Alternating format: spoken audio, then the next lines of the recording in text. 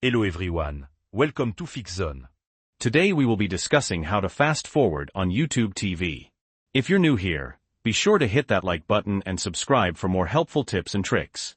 Okay, so you're watching something on YouTube TV and you want to skip ahead? No problem.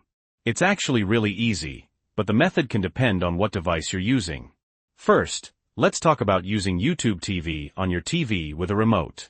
The easiest way the simplest way to fast forward is to use the directional pad, those arrow buttons, on your remote. While the video is playing, press the right arrow.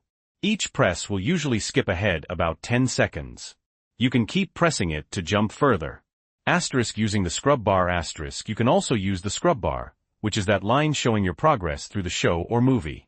Press the down arrow on your remote to bring up the player controls. Then, use the left and right arrows to move the cursor along the scrub bar.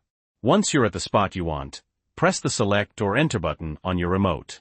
Now, what about fast forwarding on your phone or tablet? Double tap on your phone or tablet. The easiest way is to double tap on the right side of the screen.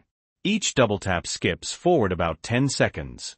Scrub bar. Mobile, you can also drag your finger along the scrub bar at the bottom of the screen to skip ahead to a specific point. Finally, let's quickly cover using YouTube TV on a computer. Arrow keys on a computer, you can use the right arrow key on your keyboard to fast forward.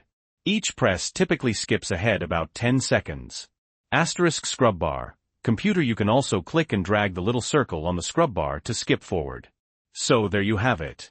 Fast forwarding on YouTube TV is pretty straightforward, no matter what device you're using. Just remember the arrow keys, double taps, and scrub bar. Thanks for watching. If you found this video helpful, please give it a thumbs up and don't forget to subscribe to FixZone for more quick and easy tech tips. Let us know in the comments if you have any questions, and we'll see you in the next video.